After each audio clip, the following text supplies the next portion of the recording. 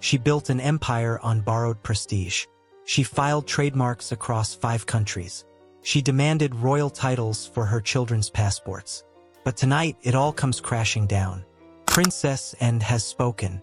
The succession bill is signed. And Meghan Markle's, as ever brand is facing a catastrophic, permanent eclipse. The Great Severing is no longer a threat. It is an enacted constitutional reality. But before we start, if you are watching this channel for the first time, kindly subscribe and help us reach our goal of 10,000 subscribers. Hit that bell icon so you never miss a royal update. Your one click means everything to this channel. Now let's get into it. Part 1. The brand war begins. The date is the 30th of March 2026. And the global media landscape is not just weathering a storm. It is standing in the eye of a royal hurricane that nobody saw coming with this level of ferocity. For 40 years, a name has stood as the absolute gold standard of royal authenticity. That name is Highgrove. Built from the ground up by King Charles III himself, this was not a marketing exercise. This was a lifetime of devotion, transforming a derelict estate in Gloucestershire into a world-renowned beacon of organic farming, conservation, and genuine service.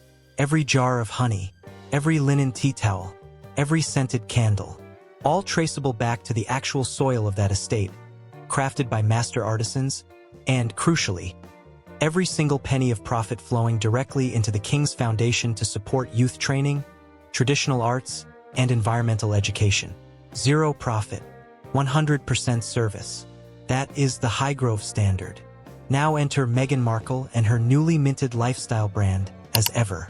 As of this morning, trademark offices across the United Kingdom, Australia, Canada, and 2 additional countries are reeling from what analysts are calling a multinational trademark filing spree. And the product list?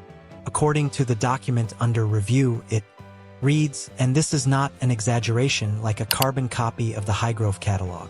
Artisanal jams, organic marmalades, scented candles, specialized gardening tools, luxury pet treats. The overlap is not subtle. It is not coincidental. Constitutional experts and branding analysts are calling it a direct, calculated confrontation between a non-profit mission of service and a high-stakes commercial machine built on scandal and strategic public relations. And the woman who refused to stay silent? Princess Anne. Princess Anne, the Princess Royal Sovereign Sister, primary enforcer of royal standards, and the monarchy's most formidable institutional defender, has reportedly been the first to raise a red flag of the highest order. Sources close to the Princess Royal describe her characterization of the As Ever filing as nothing less than a total identity theft of the Highgrove mission. Her words, as reported, cut straight to the bone. While King Charles III products exist to fund charity, Meghan Markle's products exist to fund a lifestyle of exile. That is the opening salvo. And it only gets sharper from here. Part 2, the white labeling expose. Here is where the story moves from competitive tension to outright scandal. Highgrove is not just a brand. According to the document, it is a philosophical statement on sustainability. Every product can be traced back to the actual hands that made it and the actual soil that produced it. It carries a royal warrant standard built on substance. As Ever, however, is being exposed by industry insiders as something fundamentally different. Analysts suggest that Meghan Markle is not planting orchards. She is not tending hives. Instead, the reports indicate a classic white labeling operation, sourcing mass-produced goods from third-party factories, applying what the document calls a royal-adjacent logo, and selling those products at a premium price point. The strategy being described is called ambush marketing. The tactic involves releasing limited edition products or lifestyle imagery in the days immediately before major royal family events, a cynical effort, critics say, to stay relevant by riding the coattails of the very institution Meghan spent years publicly criticizing. Princess Anne's condemnation, according to the source material, goes far deeper than business rivalry. She has raised a moral alarm about the confusion being created in the minds of everyday consumers. For those who do not track the intricate details of royal finances, 2 royal lifestyle brands in the marketplace create a dangerous blurring of lines. The Princess Royal has reportedly posed the question that now echoes across social media and tabloid headlines alike: what is the purpose of this replication? If not to make the consumer believe that as ever carries the same humanitarian weight as Highgrove? The answer, according to Princess and is clear. It does not, cannot, and it never will. Part 3: The Passport Trap. Just when you thought the brand war could not escalate further, it does. Because the second front of this conflict has nothing to do with jam or candles. It has everything to do with international diplomacy, national security, and the passports of 2 children. This is what the document calls the passport trap. Here is the situation. Meghan Markle is pushing to secure the HRH, her Royal Highness prefix, on the British passports of Archie and Lilibet ahead of their high-profile arrival in Australia this April. On the surface, this sounds like a matter of parental sentiment, a mother wanting her children formally recognized.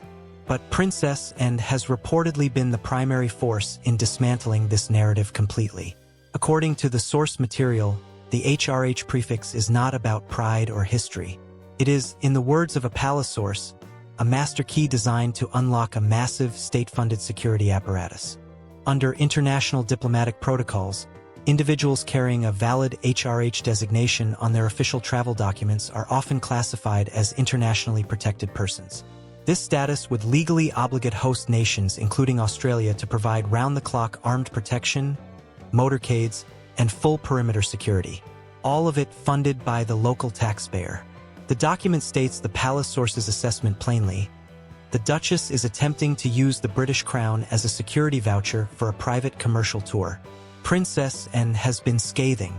She has characterized this move as an attempt to subsidize a private business entourage through the back door of royal protocol. Because here is the brutal financial reality. Without the HRH security umbrella, the cost of private security for a tour of this scale would consume a devastating portion of the profits generated by Meghan's $5,000 a ticket VVIP meditation retreats. The hypocrisy, as the document notes, has not escaped the palace. While Sussex representatives publicly insist the Australian tour is privately funded and self-sufficient, a series of hidden demands reportedly sent to Australian officials has been unmasked. These include requests for police escorts, diplomatic lane access at airports, and official royal recognition at state-level events, all of which are reserved strictly for working royals representing the king. Princess and has posed the question directly to the Montecito legal team. If the tour is truly private and commercial, why is there a desperate need for the HRH prefix on a private travel document? Her answer echoes the 2020 Sandringham Agreement, a document that explicitly placed these styles in abeyance to prevent precisely this type of half-in, half-out exploitation, where the prestige of the monarchy is used to elevate a California brand without bearing any of the responsibilities of service. Part 4: The Archewell Financial Clouds. The royal brand war now moves to its most damaging arena: the murky financial underpinnings of the Sussex's charitable arm, the Archewell Foundation. Princess and has reportedly spearheaded a due diligence inquiry into the flow of funds within Archewell, contrasting it sharply with the zero-profit gold standard of Highgrove and the King's Foundation. The Princess Royal's assessment, according to the document, is characteristically blunt. She has allegedly characterized Archewell not as a traditional charity but as a revolving door for private interests. Here is the specific allegation. While Archewell receives millions in high-profile donations, the actual percentage of those funds reaching boots-on-the-ground charitable projects is reportedly significantly lower than industry standards for royal-affiliated organizations. The document identifies the culprit's staggering overhead costs, including astronomical legal fees, public relations consultants, and executive salaries, for what sources describe as a bloated inner circle costs that cannibalize the very donations intended for the vulnerable. The most explosive element involves the Australian tour's Her Best Life retreat. $5,000 VVIP tickets, a weekend of mindfulness and healing, being promoted under the Archewell banner. Princess and has labeled this a predatory commercialization of human suffering. She has questioned the ethics of charging such fees for what she reportedly describes as spiritual access to a duchess, particularly when those funds do not appear earmarked for any recognized medical or psychological institution. The shadow logic being exposed here is pointed. By framing the retreat as a wellness event under Archewell's umbrella, the Sussexes may be attempting to claim tax-exempt status for their travel and logistics while simultaneously charging private sector prices for attendance. The document captures a senior royal source's reflection of Princess Anne's stance in stark terms. The monarchy supports the National Health Service. It does not sell $5,000 meditation kits to the highest bidder. Furthermore, the document notes that Princess Anne has highlighted the Succession Amendment Bill 2026 as the legislative antidote to this type of charitable opportunism, pushing for a legal requirement that all royal-adjacent foundations adhere to strict UK transparency laws and domicile requirements. Part 5. The Edinburgh Standard. Princess Anne has now introduced the argument that the document describes as the most psychologically devastating of all. She calls it the Edinburgh Standard. This refers to the lives of the children of Prince Edward and Sophie, the Duke and Duchess of Edinburgh. Lady Louise and James, the Earl of Wessex, despite being grandchildren of the late Queen Elizabeth II, have navigated their young adult lives as genuinely private citizens. No demands for HRH titles. No taxpayer-funded security. No global lifestyle platforms. Lady Louise reportedly travels by public transport and holds a standard corporate internship. Princess Anne has used this as a mirror held directly up to the face of the Montecito operation. The comparison is devastating in its simplicity. If the Edinburgh children can live safely and fulfillingly as private citizens without demanding royal state protections, then the argument that Archie and Lilibet require HRH status for their security in Australia collapses entirely. This single argument has reportedly left Meghan's legal team without a coherent constitutional rebuttal. Their primary defense, the safety of royal children, has been dismantled by the very example of children raised in the same royal family, in the same era, without any of those demands. The Australian petition against taxpayer funding for the Sussex visit has now surged past 50,000 signatures. The document notes that Princess Anne has cited this public revolt as evidence that the Sussex magic has officially evaporated. Part 6. The Great Severing. We have arrived at the final chapter. The Succession Amendment Bill 2026 has been officially certified. This is the constitutional deadbolt, the legislative guillotine.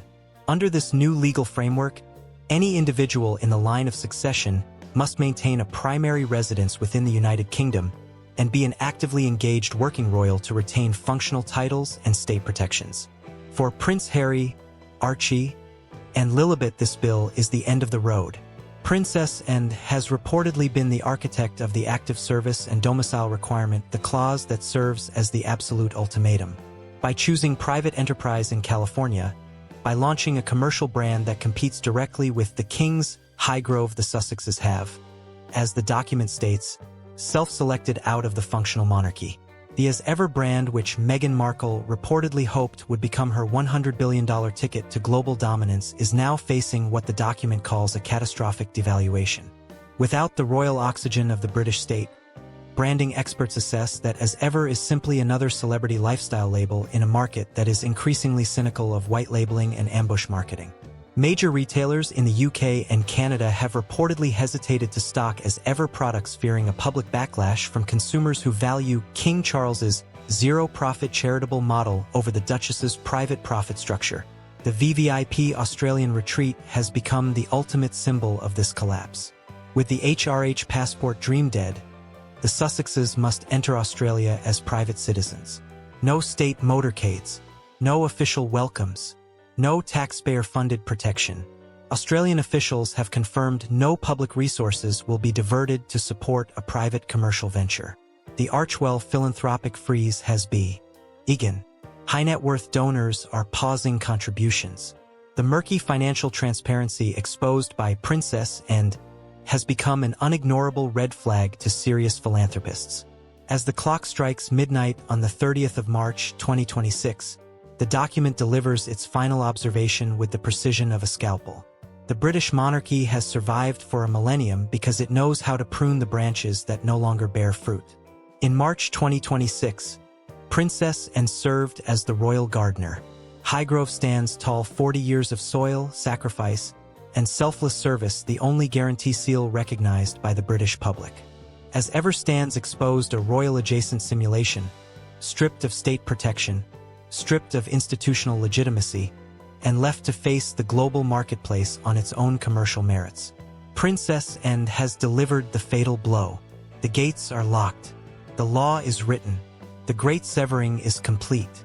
If you made it to the end of this video, you are a true royal watcher. Hit that subscribe button, leave your thoughts in the comments below, and share this video with someone who needs to see it. See you in the next one.